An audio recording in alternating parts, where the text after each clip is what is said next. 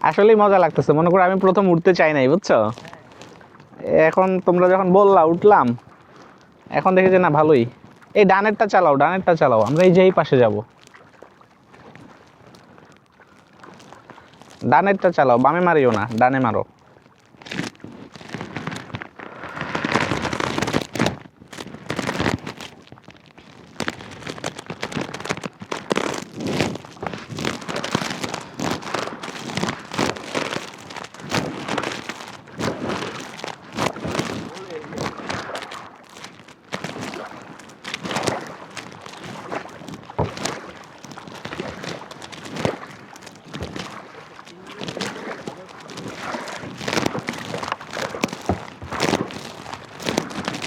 বামে মারো, বামে মারো, বেশিক্ষণ লাগে নাই তো তুমি না?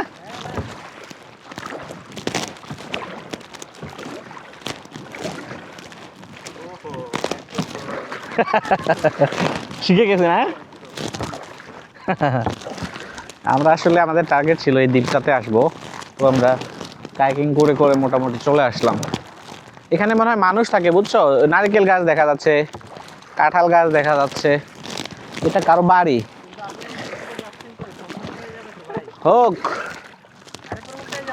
আরে না, ওইখানে যে বাঁশের গোড়ার ওখানে গিয়ে লাগাই দেবো, দিয়ে আমি ওই পাশে গিয়ে বোটটা বাঁধবো, তারপর তোমরা উঠবা। কিন্তু তোমরা বাইরে হইতে পারবা না মনে হচ্ছে বোট থেকে। হুম, রাইট। উঠতে মানা করছে কেন জানো? উঠতে মানা করছে, ধরো উঠলা, এখানে হই হুল্লোড় করলা, ঝামেলা করলা, একটা সমস্যা না?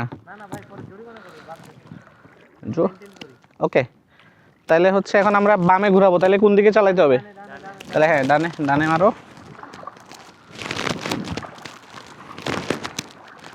ওকে, তাহলে এবার আমরা ঘুরে চলে যাই, কি বলো? মোটামুটি অনেক দূরে চলে আসছি। ওই যে, ওরে কি রে, সেই আসছি তো আমরা। হ্যাঁ, এই এখানে তো নামতে পারবা। নামবা না? না, ওকে, দেখছো আমি ঘুরাই দিচ্ছি একটু খোঁচা দিয়ে। ওই যে দেখো আরেকটা বোট যাচ্ছে। ডানে মারো, ডানে।